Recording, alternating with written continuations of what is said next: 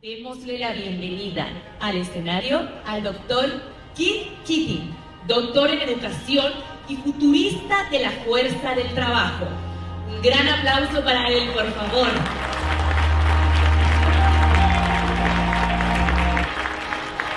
Hola, buenos padres. Lo siento, pero mi español es muy malo. So, I'm going to be speaking in English today in hopes that you are going to be able to understand me a little bit better. First of all, it's amazing to be starting today with that beautiful football match. I want to thank you all for being here. I want to thank Cornerstone for inviting me to be here. I love what I do in people development. I love what we do in people development. And so I've got so much that I want to be sharing with you today. Again, my name is Keating. I am a Chief Learning Officer. I'm the former head of the Global Learning Network at General Motors. I am a learning and development talent practitioner and a workforce futurist. Now, the thing with workforce futurists is we can't really tell the future. What we do is we look at trends, we look at analysis, we look at what's happening today, what happened yesterday, and we try and predict what may be coming tomorrow. And for that, we call that the future of work. And in order for us to be ready for tomorrow, to be ready for the future of work, we have to help the most important asset in any of our organizations, which is our talent. Our talent are the ones that get the actual work done. And so when we think about the future of work, we have to be focusing on the future of learning. And that's what I'm going to be talking about with you today. So as I take a step back and look at the landscape of what's happening in our organization, and so really in our world today, there's a phrase that we're using now, and that phrase is called VUCA. Volatility, uncertainty, complexity, ambiguity. This is how we're describing the world. It's how I describe my life. But more importantly, we're all collectively going through this because the world is volatile. There is so much uncertainty, there's a lot of complexity, there's ambiguity, and it gets exhausting for us. But we're the ones in talent development that have to support our organizations through this. And we take a step back and we think about kind of what we're going through. We get nostalgic for 10, 15 years ago when the music was better, the movies were better, TV was better, and it just seemed like life was better for all of us. And maybe to some degree it was. And we think about why we're feeling this way. Why does the world seem so heavy right now? Why does the future of work seem so ambiguous, complex, uncertain? The answer is there are 5 major factors that are influencing the future of work today. So the first, we're all familiar with this, is global pandemics. We're just coming out of what is hopefully the only and the biggest global pandemic we're going to see in our entire lifetime. The next is our talent, our demographic shifts. So today, in our organizations, we have 4 to 5 generations that are working at the same time. This is the first time in our lifetime this has ever happened, where we have so many generations at once. Then we've got rapid urbanization. So we've got people who are moving to new cities. We've got hybrid work. We've got remote work. And so that's changing the landscapes of our cities. Then we have our global economic power shifts. So you look at what's happening with Russia, with Ukraine, China, with the US right now in the mortgage industry issue. That's going to affect the entire globe. And then lastly, we have climate change and global scarcity. All of this impacts the future of work. Now, I started by saying we don't predict the future, but there are a couple things that we know about the future. We know, for one, this is going to impact the way that we work. But there is something that is absolutely guaranteed for all of us in the future. And that is that tomorrow is going to be different than what we're dealing with today. We can be certain that there is going to be change in our life, and change is consistent. And change, just like that VUCA environment, can get exhausting. Our organizations change, our learners change, our talent change, technology changes, the world changes. And there are moments where we just want to stop and take a breath and try and reset ourselves to that change, but the change doesn't stop. And so when I think about, a lot of people say change is happening faster than ever. It feels like there's so much more change today than there was yesterday. And so I was curious on whether or not that was true. And there's actually some data that supports this idea that maybe change is happening faster than ever. So when you look back at the industrial revolutions that have happened throughout the last 300 years, you start to see the first few revolutions, they had major time gaps between them. There was significant change. So some people might have only been through that wave of change once in their lifetime. Fast forward to today, we've been through at least 2 major changes in our lifetime in the last 40 years. So there is some data that says, yes, change is happening faster than ever. But regardless of what data says, it's how we feel. And when I think about change, organizational change, talent change, technology change, I think about us, talent development, people development leaders. And for me, we are the most important role in any organization. When you think about making sure that talent is resilient, agile, adaptable, they're ready to fill that next organizational gap, whatever it is, because we don't always know. We are the ones that are supporting them through that change. And so to me, and hopefully to you, you love what it is you do and you recognize that we are the most important part of the organization, at least right now. And the reason I say right now is all organizations across the globe are going through a talent crisis. There are 3 issues that organizations are facing: employee retention, employee engagement, and the skills crisis. So when we think about the first one, employee retention, we have a new fancy name for it. It's called the Great Resignation, or the Great Reset, or the Great whatever you want to call it. The truth is, this is not new. Organizations have been having issues with retention for many, many years, but now we have a really fancy name. What is new is the amount of people that are resigning is new. So we go back to 2020. When the pandemic hit, at least in the US, companies thought, let's just fire everybody. Let's just save as much money as we can because we don't really need people. Well, about 2 months later, they realized, you know what, we actually do need people to get our jobs done, so let's hire them back. But if people didn't want to come back. And not only did people not want to come back, but more people started quitting voluntarily. So we saw in early 2020 the highest number of layoffs that we've seen since the great, dropping the plane, in the 40s, the great, thank you, say it again, Depression, thank you. So this is the team effort. The Great Depression in the 1940s. So November 2021, we saw the highest number of voluntary resignations that we've ever seen. And that was 4.5 million. That's the greatest number that's ever been recorded since that number has been recorded. So people started asking, why? Why are so many people resigning now when there's an issue in the economy? Don't they want their jobs? Sure, people want to work, but what's changed is employees are now in control. And this is something new that we've never faced in our lifetime. Normally, it's the employer that's in control. The employer says where, when, and how much you're going to get paid. But now, in our hybrid environment, employees have control. So employers are saying, we want more. We want a better work-life balance. And so as a result of that, the US has lost $1 trillion in 2021 because of resignations. So when we think about this idea of resignations, 52% of all voluntary resignations are preventable. They're preventable if managers and leaders had the skill set that they needed to be able to help employees feel like they're part of a bigger picture, help employees grow and develop, or just listen to employees about what they need. The onboarding experience, the onboarding program in your organization can impact the retention rate by 82%. So the first 3 months of an employee's life cycle is the most important. That's going to determine how long they stay with your organization. And then lastly, there is data that's saying 94% of all employees who quit said, I would have stayed longer if you would have developed me, if you would have given me opportunities to grow. Well, guess who solves these 3 issues? We do. We're the ones that develop managers and help them give the skill set that they need to keep employees. We're the ones that can control and improve our onboarding process. We're the ones that create those developmental opportunities for the 94% who would have stayed. But for some reason, our organizations don't necessarily give us that autonomy, give us that control. So the second issue, or actually, McKinsey & Company did some research last year, April 2021 to April 2022 this year. 13,000 people they interviewed. The number one reason that everyone gave was they wanted more developmental and growth opportunities.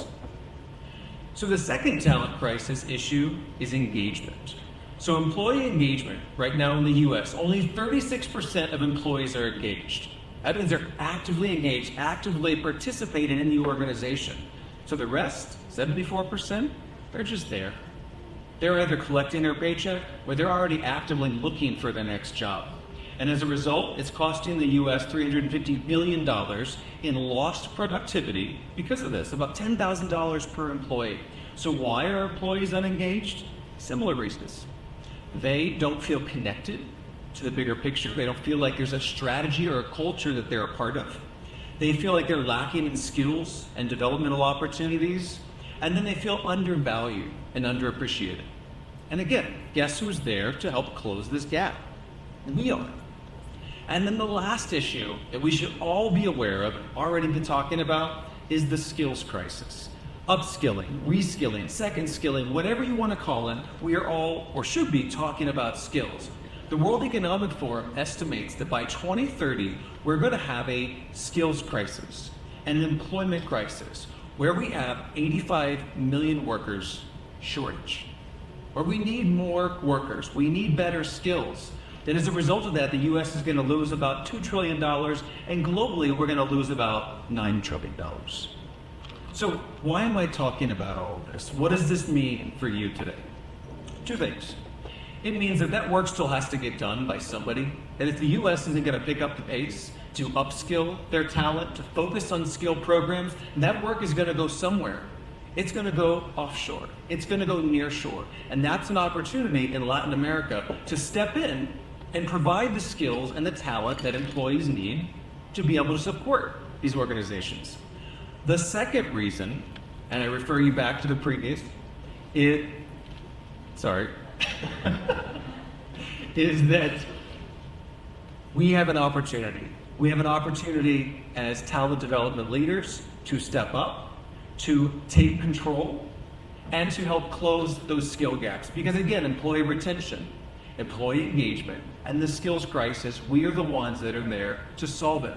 What we do is really important and really valuable, and hopefully you feel that and understand that what we do is change lives. Knowledge, learning changes lives.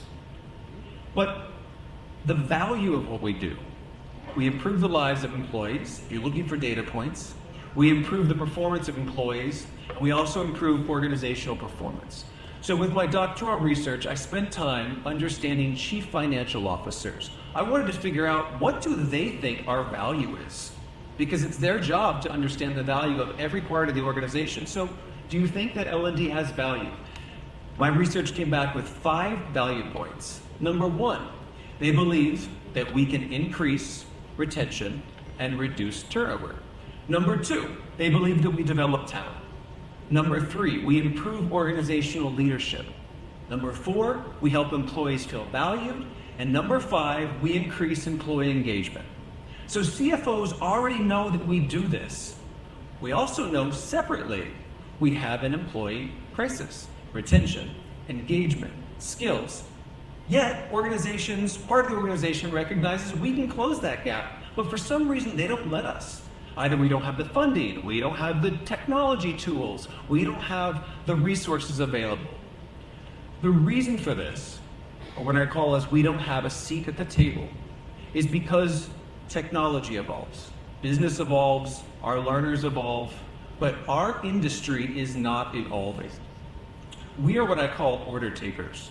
The business makes the decision, they tell us what to do, and we execute that order. Until 6 months later when it didn't work and they come back and they say, hey, why did that fail? And we say, well, you're the one that told us you wanted this and we did it. That's not what we need. What we need today is to be trusted learning advisors. And so our industry has to evolve, and it starts with us. Today, we are known as providing on-the-job learning. Pretty basic. We teach knowledge. We produce job content. We're known as the providers of learning. Some people say that we're responsible for everyone's learning in the organization and talent development. I don't want that responsibility. That's a lot of responsibility. I want the learners to be enabled. I want them to take control over their future, and we are responsible for empowering them, enabling them, and encouraging them to take control over their future through learning and development. And we do that by creating what I call the connected learner. In the connected learner, we focus on 3 key points, and they're pretty basic. 1, we identify skills. We identify the skills they have today, the skills they are interested in developing for tomorrow. We also identify the skills our organizations need for tomorrow. We architect those developmental opportunities to bridge that gap. But what I don't see enough organizations doing is this last piece, helping them build effective learning habits. Learning is hard. It's hard, but our business doesn't want to accept that. They want things done faster, quicker, less money. If learning wasn't hard, I would have already mastered Spanish through Duolingo years ago. So we use technology as an enabler, but it's not really going to decrease the amount of time that it takes for us to learn. So let me drill down to these in a little bit more detail and give you some strategic approaches. So again, starting off with skills, identifying their skills. When we talk about the future of work, we hear robotics are taking over the world. Robots are going to take over. AI is the future. They're not necessarily wrong, but there's always going to be a place for humans because there are things that we do better that robots, technology, and AI simply can't do. Those are our higher order cognitive skills. Those are our human skills. Creativity, empathy, logic, origination, social perceptiveness. When we think about the skills of the future, these are those skills that we need to be focusing on. The technology piece is going to be there. We're going to have solutions for that. But this we cannot replace. This AI, robotics cannot take away from us. And so those are what we call the skills of the future that we need to be working on. So we know these skills are important. So again, the first thing you need to do is identify the skills your talent has today. So the basic tool for that is called a skills barometer, where you're kind of figuring out what's the environment like today? Where are we right now? We can't figure out where we need to go tomorrow if we don't know where we are right now. So we use a skills barometer, we figure out where are they right now, then we look at what's their interest level, then we map what does the organization actually need, and then we have an idea around where our skill gaps are. This is a very simplified way to say this, but what we do is extremely difficult and time-consuming, and we can't do it alone. And so there are providers, there are partners, there is technology enablers to support us along the way for that. I have always had a technology provider or an L&D provider throughout my career because we cannot do it alone. Now, I'm not advocating for any particular person or company, but I am sharing that Cornerstone and other providers do have great technology tools available to support you with this, where they use predictive analytics, AI, to help you identify what your talent has today, also help you identify what those gaps are in the future. So my message is only leverage this. We can do this alone. So we identify the skills that they have today. Then we need to identify the skills that we need for tomorrow. So there's a couple of approaches here that I want to share with you. One, it's your responsibility to capture ongoing market trends and analysis. Now there's an easy way to do this. This data is already free. World Economic Forum, Burson, McKinsey Global Institute, Forrester. These should be your go-to research companies because it's free, because they are credible, and they are constantly publishing phenomenal information that's going to work for all of our organizations and all of the roles. They make our jobs as workforce futurists, as talent development, people development leaders easy because they're doing all the heavy lifting for us. It's our responsibility to be reviewing this information, understanding it, applying it in our strategies, and then sharing it back with our organizations. So if you aren't already connected with those companies, please do. Again, it's free. Information is already out there. So the next step is for you to work with your own internal business partners and facilitate these conversations. So what I encourage you to do if you don't already have this is create a skills advisory committee. You meet on a recurring basis, maybe twice a year. And in that conversation, you bring yourself, you bring maybe a couple of your key customers, your business partners, maybe some frontline learning talent development leaders, maybe some external business partners like Cornerstone or other providers, and you facilitate this conversation. Don't wait for the business to come to you to say, hey, we have a gap. You need to proactively be going after the business, understanding what their challenges are, consuming the data that's already out there from McKinsey, from the World Economic Forum, and packaging this in a facilitated conversation where the business starts to see you as a valued business partner or a trusted advisor. So again, I would say maybe twice a year, be having those conversations to figure out what their struggles are and how you can help solve them. So the third piece, we talked about identified skills today, skills for tomorrow, and the next is developing those opportunities. So one of the most basic approaches that I like to always reference back to is what I call stretch assignments. So if you're not familiar with stretch assignments, these are assignments that you give to your team, to your talent, that pushes them outside of their comfort zone. Now, it's not enough where they burn out and want to quit, but it isn't enough where it's uncomfortable, because learning, growing, developing is uncomfortable. And so we need to be creating these opportunities to push our talent, push our team further than where they are today. That's how we're going to develop them. Now, this is a theory. When it works in practice, what it looks like is more like a learning journey. And that's where you're creating these prescribed paths of where a job role is today and where it needs to be going tomorrow. And it's an evolutionary journey. For example, let's say that you have a lot of data analysts in your organization today. Great. But you know, in 3 to 4 years, you're going to need data scientists, and it takes a long time to build up those skills. Now, you could go out and hire data scientists, but what happens when you do that? When you hire somebody for the future role that you have, you are negating the potential growth opportunity for your current teams. And it's our role to figure out long-term, what does that path look like, and how can we create opportunities to upskill the team that we have today to fill that future gap. Again, we can't do that on our own. It is extremely laborious, so that's where a provider comes in, a cornerstone or someone else who can help you through this, that again uses AI, analytics, predictive analysis to help you through that. The last piece that I often don't see organizations doing is building effective learning habits. Again, learning is not easy. So it's our responsibility to make sure we are helping our learners, our talent, actually learn. And the first piece of that is context. It is helping our learners know why they're taking a specific training, why they're in this class. When we just send our talent into programs and don't give them the context to understand how are you going to actually apply this, what does this mean to you, why are you even in this room today, they're not going to be able to learn. We need to help it make it stick. So context and relevancy are key in all of our L&D, our talent development organizations. On top of that, we've got to give talent the opportunity to reflect. We know it is not the right way to learn to send somebody to a class at 8 a.m. and ask them to sit there until 5 p.m. consuming 8 hours of content. We already know that you're not going to retain all of that, but yet we still do it. Why? Space it out. Give our learners time to actually digest what they're learning so that it can stick, so that they can learn and grow and develop. And the last piece for helping to build effective learning habits is helping them understand that we need to be lifelong learners. And this is a cultural shift for our organizations, not just people development, talent development, but the entire culture needs to understand what it means to be a lifelong learner. You see, the idea of being a learner has changed. Once upon a time, you would go to school and you would learn whatever it is you wanted to learn, and you would find a job and you would do that job until you retire. That no longer exists. Now, the life cycle of a lifelong learner is to learn, unlearn, and relearn. Learn, unlearn, relearn, and that continues not until you retire, but actually until you die.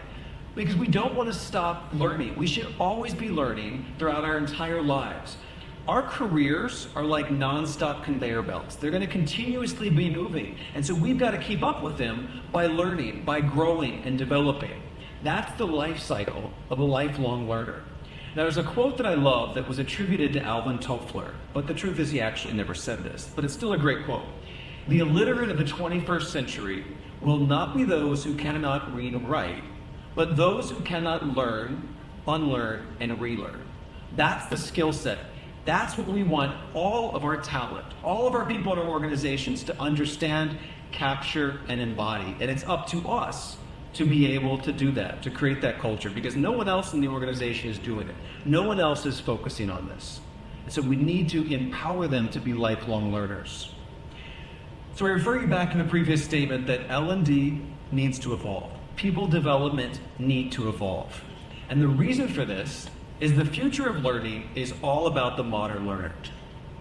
And we've got to be designing, developing, keeping them in the forefront of our mind, because the modern learner is a bit different. The modern learner is busy, distracted, and has way too many choices. So we've got to make sure that when we're developing content, when we're developing programs, that it is top quality, because we have 7 seconds from the time they click, the time they join a class, for whatever it is we're delivering, for them to make the decision of, yes, I'm engaged, or no, I'm not, this is a waste of my time. So we've got to be giving them the best. They expect it, rightfully so. Modern learners live on their mobile devices. We all live on our mobile devices. I go to Google at least once an hour to look up something. We go to our phones at least 10 times an hour. So we've got to be designing and developing so that our learners have that opportunity in that moment of need, where they are, when they are, so that they can learn and develop. Our learners prefer the learning to be on the job. They want collaboration and knowledge sharing. They don't want to just be learning by themselves in a cubicle somewhere or at home. They want to be learning together. They want to be able to use Google and online resources. They want their manager to be involved and active in supporting them grow and develop. They want that coaching and mentoring. They have a lot of wants, the modern learner. But all of these are relevant. They're not asking for anything that we shouldn't already be doing. They're just being more vocal about it now. The modern learner knows that they need learning to be able to do their job. And they're looking for us to be able to create those opportunities for them. Now, sometimes what stands in the way is the organization, is the C-suite. And that's why we have to be activists for promoting lifelong learning, promoting talent development.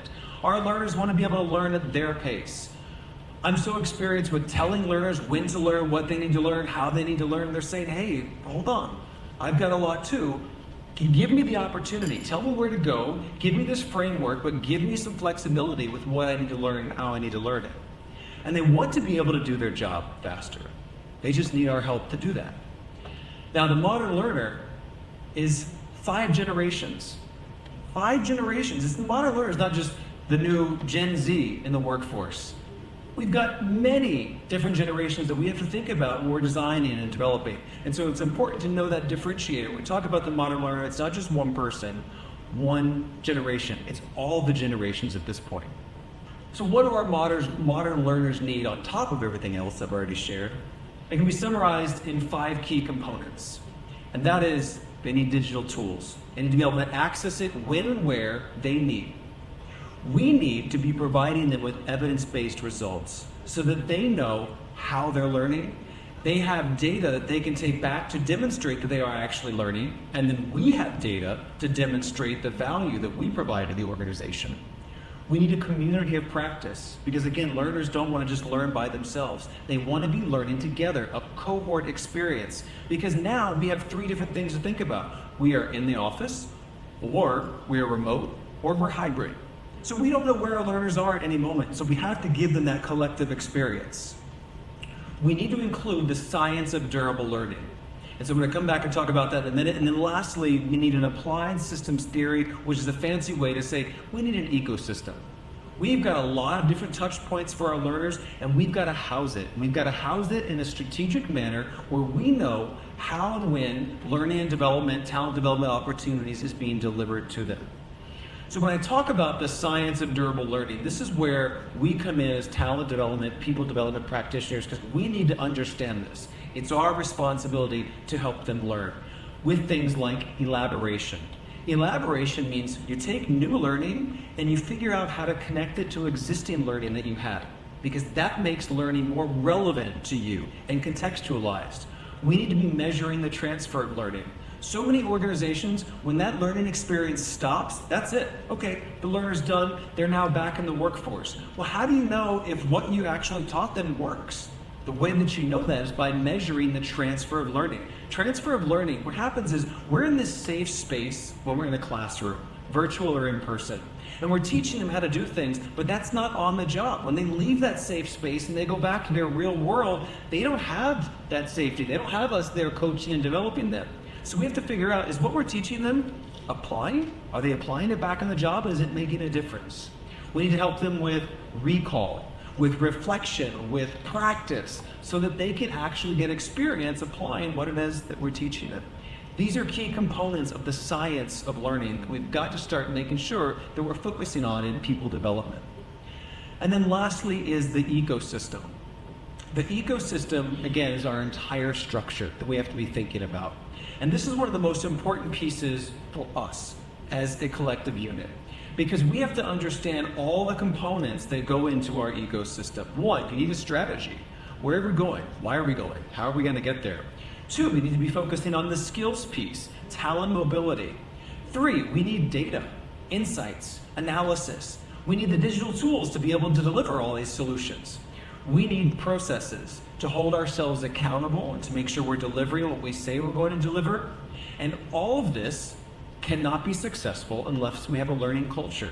And that's even outside of us, where we need the C-suite, where we need more executives to be involved to help us create that learning culture. And all of this collectively combines one thing, and that is the learner experience.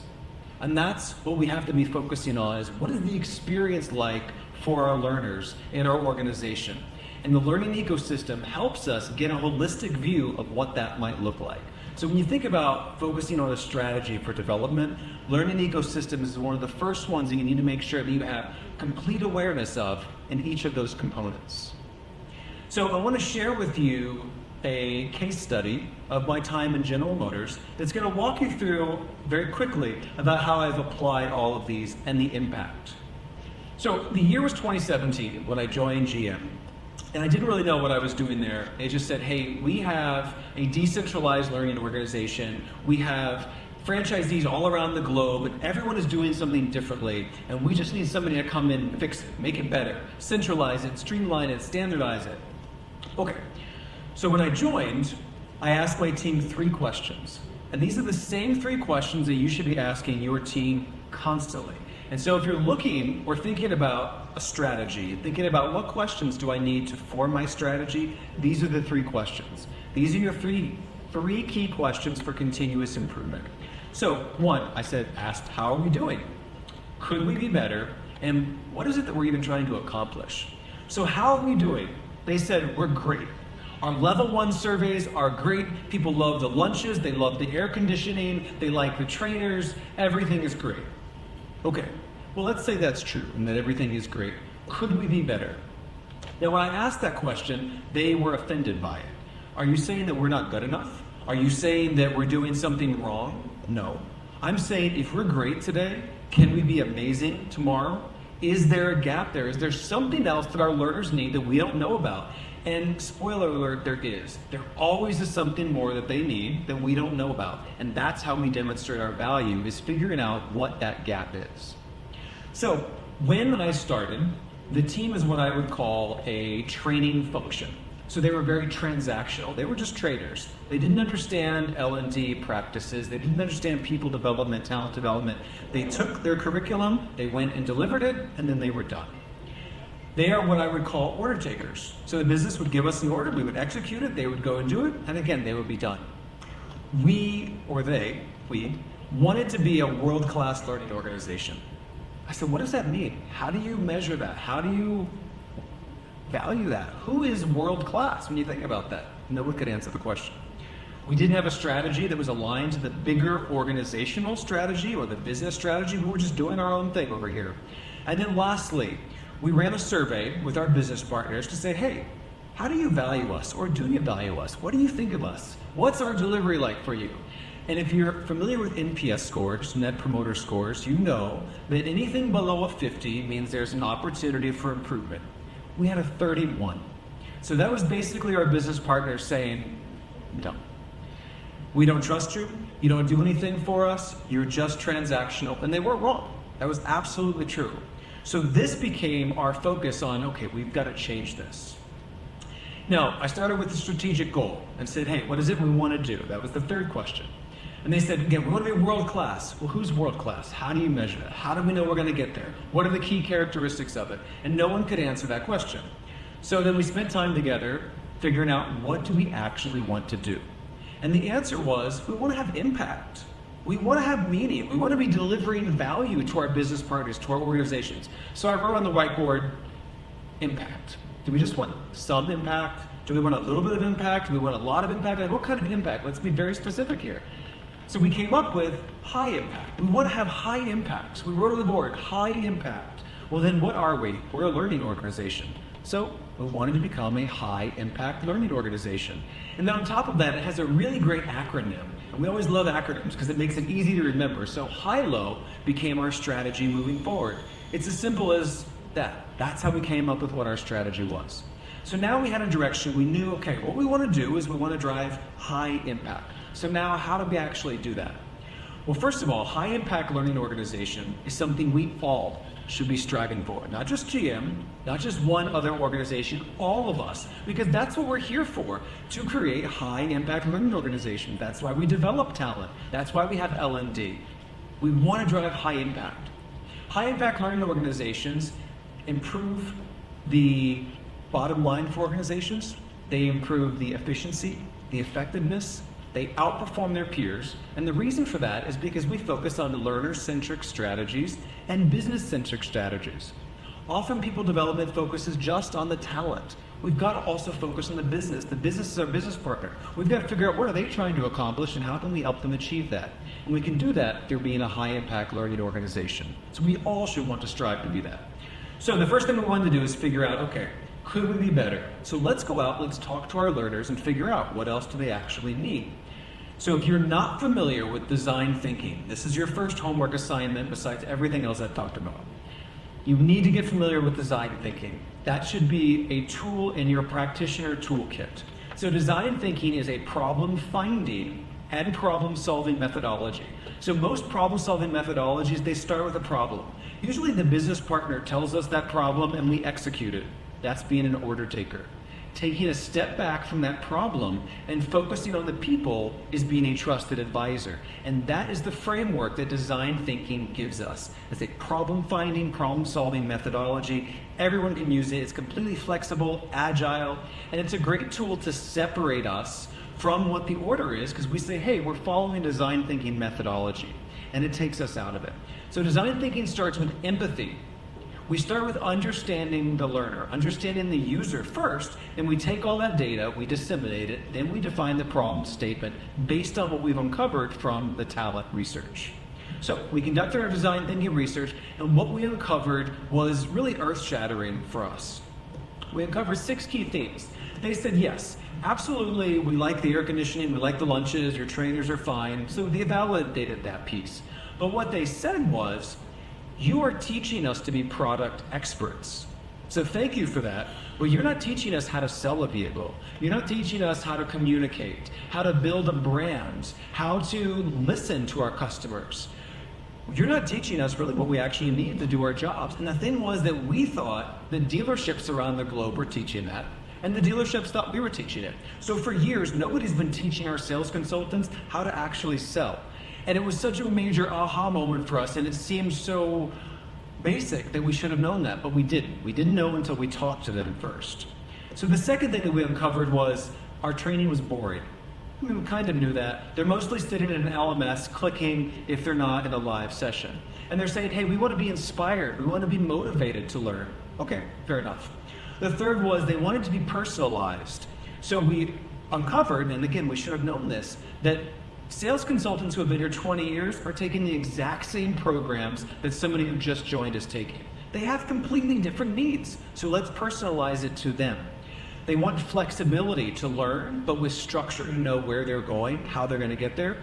What we did is once a month, we dropped all the courses on their LMS.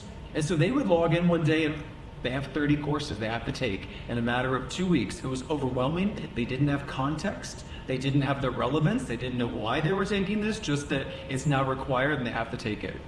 They wanted hands-on interactive learning to be able to apply what they're learning. And then the last was, they told us time training is time away from selling. So that means that they didn't value what we were giving because we're taking them away from where their job is and we're sending them into the back room to sit at a computer on an LMS and click, click, click. Their job is to be on the sales floor. So we should have been delivering content, delivering opportunities at that moment of need on their mobile devices when and where they needed it. So these were the 6 themes that we uncovered. This became our strategy for the next 3.5, 4 years to fix this for our learners, because this is what's going to drive impact. So the first thing is we thought, all right, we don't have a modern learning experience. Our learners, they need something different. So what does that actually mean? Because again, our team were trainers. They weren't L&D practitioners. So what they had to do was research a modern learning experience. And the team uncovered 7 key attributes that they felt were really important for that experience. 1, personalization. Access, easy access, just in time. Social, so that they were learning together, not just asynchronous. They wanted feedback. They wanted to receive feedback, but also give feedback to us. They wanted recognition from us, from their managers. They wanted multimodality, so their learning could be accessed anywhere, anytime. And lastly, they wanted manager support, because they weren't getting manager support. So these are what we identified or coined as our modern learning attributes. Now, what's interesting is when we reflect back on what we uncovered from design thinking to what we uncovered just from basic research from the modern learning experience, we realize, there's a lot of synchronicity and correlation here with what our learners are telling us and what research says is important for the modern learning experience. So that really validated that we were on the right path to figure out how to solve this problem for them. So we spent 4 years working on this, and I reiterate that because this is not easy, it's not quick, it's not going to change over time. We stayed connected with our learners over those 4 years. We conduct research with them at least once a year to figure out how are we doing. Are things improving? We work with our business partners. We meet with them at least twice a year to analyze how we're doing as a business partner. We revisit our strategies on an ongoing basis. And after 4 years, we were able to evolve from being a training function and order takers, world class, to being an L&D function where our team understood the art and the science of learning, because there is a science to it. We were trusted advisors. We were now not only invited to the table, to the business partner, but we created our own table and invited them to come and sit with us to talk about strategies. And that's where we used the research from World Economic Forum, McKinsey Global Institute. That helped them see, hey, we're doing our homework and we have value to add. We were a high impact learning organization because we had data to show that we were driving impact and value. We were now aligning all of our goals in L&D and talent development to organizational goals. We could link them back. And then lastly, the last survey that we did with our business partners, they rated us a 63. So we more than doubled our NPS score in 4 years, which said to me we were on the right path, and we were now above that basic line of 50 with our business partners. And so we knew how we needed to continue in that direction. One thing I wanted to point out real quick, so this is a quick chart of our NPS score over the years. And you can see a significant dip in 2018. This was because we launched a new LMS without a partner. We felt that we could do it on our own, and it failed miserably. We had no change management program. We didn't contact the business. We didn't work with the learners. And so you can see they tell us immediately that feedback. We then did have a partner, and we were able to continue to improve our NPS score over the years. So that's a quick recap, use case study of the time at GM and how we applied a lot of the modern learning experience aspect. So again, I go back to the initial idea of creating connected learners. Identify the skills they have today, the skills they need tomorrow, architect developmental opportunities, and help them build effective learning habits. So it starts with you. It starts with us as people development, talent development, L&D, whatever you want to label it. We are the ones in the organization that focus on that most important asset, our people. And so we have to continue to do that collectively and evolve from being order takers to being trusted advisors so that we can be learning enablers to help our employees help themselves. That's the biggest gift that we can give to our employees, is creating this culture, creating this ecosystem of learning so that they understand about being lifelong learners. So what's next for us as an organization or as an industry? Change. We need to change. The world is changing. Technology is changing. Our talent are changing. We have to change along with them and evolve from being order takers to trusted advisors. World Economic Forum identified a new industry or new revolution, I guess that you could say we're going through. So right now we're technically in the 4th industrial revolution. Some people call it 4.5. Because today, everything that we do is digital. Digital consumers, digital education, digital enterprise, everything is digital. Digital equals data. Data equals a lot of more work for us. So when you think about skills and skill capabilities and skill building blocks, depending on the size of your organization, you can have thousands and thousands and thousands of those. So now that everything is digital, I go back to my previous statement that we can't do this alone, and we shouldn't do this alone. We need technology providers, learning and development providers to support us through this. So what's next for us is leverage technology, especially in the learning and development space.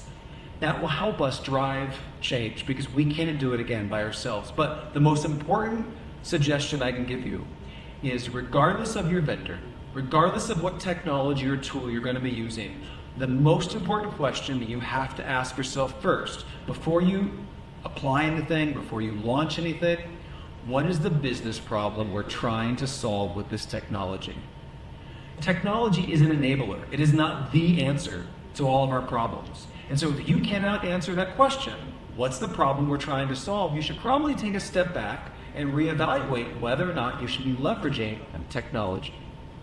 And the last piece is we advocate for lifelong learning, we advocate for talent development, for everyone else in the organization, but ourselves. It's our responsibility to continue to be growing and developing as talent development practitioners. And so there are 5 best practices I'll leave you with. 1, understand learning theories. I've been in the industry for 20 years before I finally understood who Piaget was, what behavioralism is, what constructivism is, what Ebbinghaus's forgetting curve is. If you don't know any of those 4 things, research them. Understand learning theories because it's the foundation of how we learn. Although we like to think that history and what was created before may not be relevant, things like learning theories are absolutely relevant. The science of learning hasn't changed just because we continue to evolve. Education is similar. Knowledge is similar. So make sure that you understand the concepts of learning theories. The second is research. Research. Again, McKinsey, World Economic Forum, URSA. Make sure you're using these tools so that you know what's happening out there outside of your organizations. That makes us more valuable. But even with that, when you're researching, number 3 is question it. Question everything. Just because Josh Burson says something doesn't mean it's true. Just because I say something doesn't mean it's true. Look at where that data came from and follow that trail. I mentioned earlier that quote from Alvin Toffler isn't correct. I thought it was correct for years. I've created so many memes on LinkedIn and shared that until finally in my doctoral program, my professor said, show me where that quote came from. I'm like, well, everybody knows because everyone says it. He said, well, show me where it came from. So I had to go back and actually read the books, and it turns out he never said that. It was an amalgamation of different quotes that was said. So question everything. Critical thinking is a skill that we're losing, and we as L&D practitioners, people practitioners, we need to be making sure that we're reinforcing that. Understand the principle of human design theory, learner experience, LX, user experience, UX, and design thinking.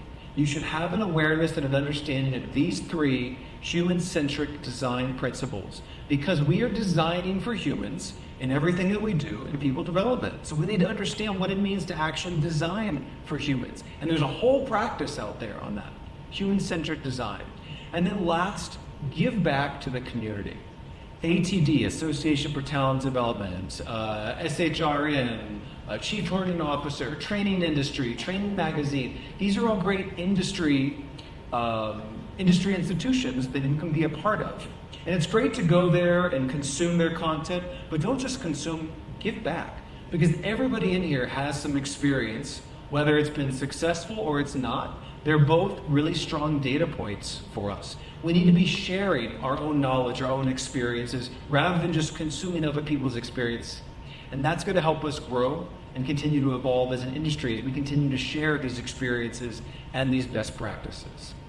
So I leave you with one last thought, and that is the future of work doesn't just happen. It's not something that's going to just happen to us, but more importantly, the future of learning doesn't just happen. We are responsible for it. We are accountable for it.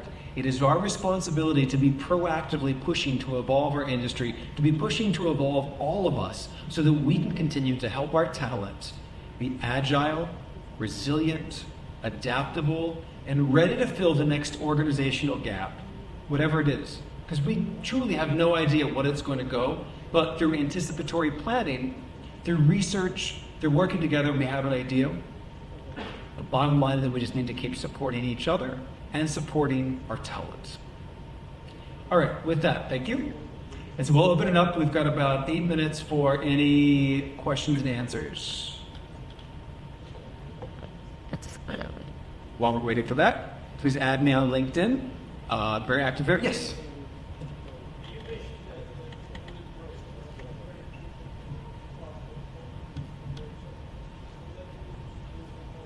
Sure. So the question was, I mentioned that the onboarding process is very important for employee success.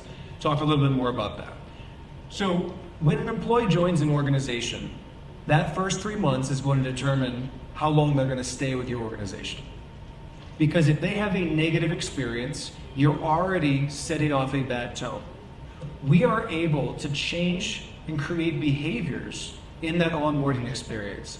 And so a lot of times we struggle with changing the behaviors that already exist in our organization, but we have a new opportunity with the people coming in. We can get them on ground zero. We can teach them the culture. We can teach them the processes. We can give them access to learning and development. We can help them understand what we want from them in the future. They're a little bit easier, or a lot easier, to help grow and develop rather than somebody who's been there for 20 plus years. So that's why it's important, is that sets their tone for the rest of their tenure. Any other questions? Oh, thank you. All right, well, with the variety of new options for employees, how can we really generate the habits for them to create their own development journey? That is a great question. Let me think about that for a moment.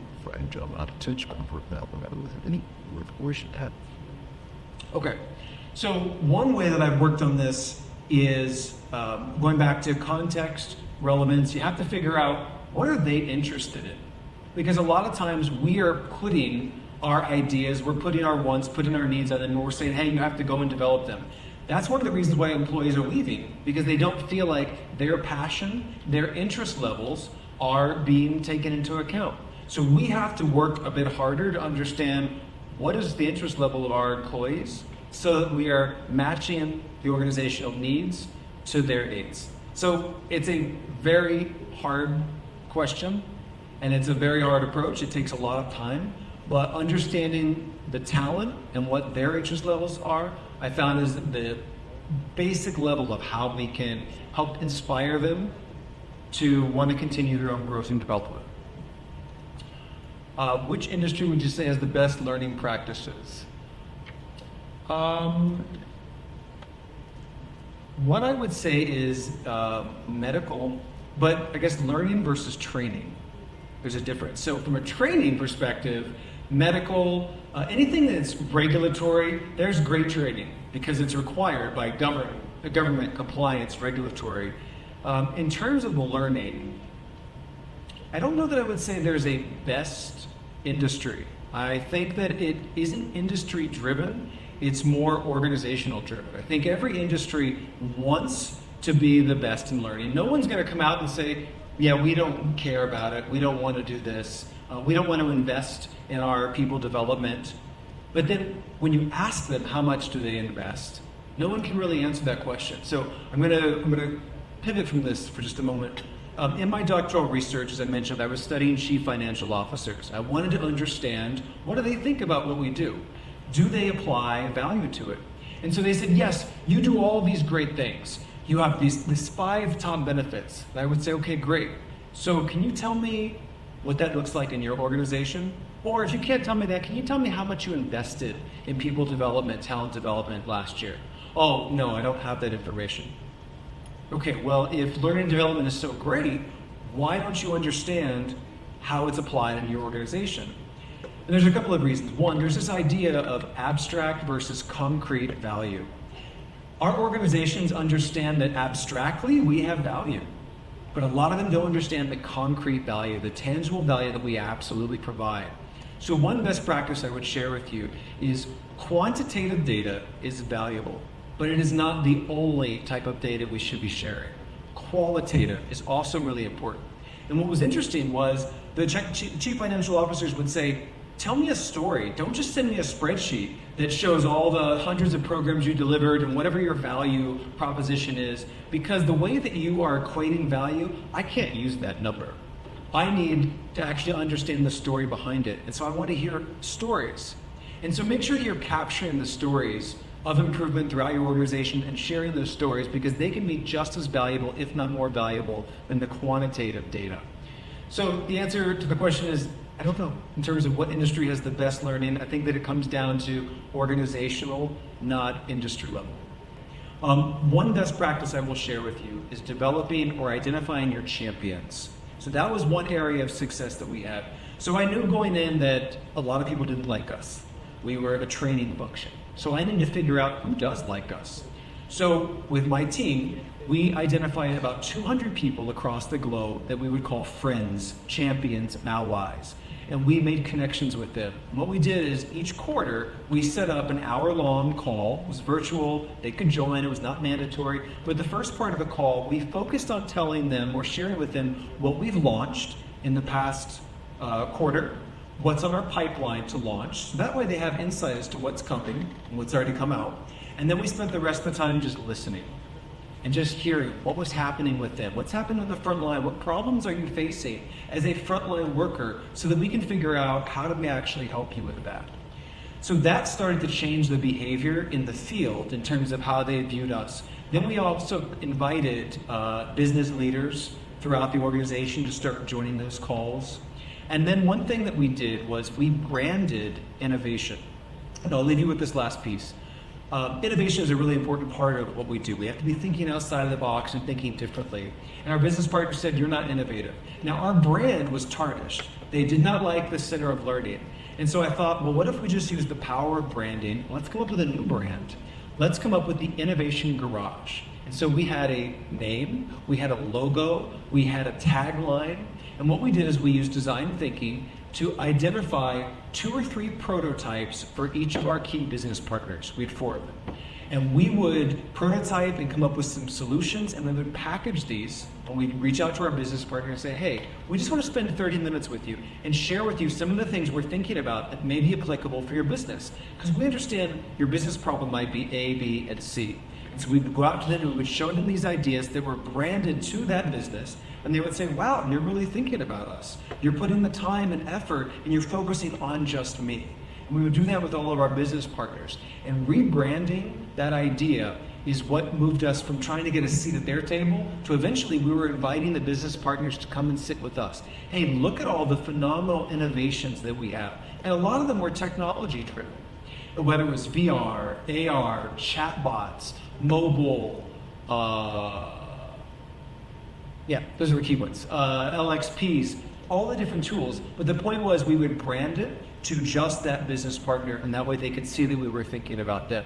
So think about branding if you're trying to build those connections, create that sponsorship and connectivity with your business.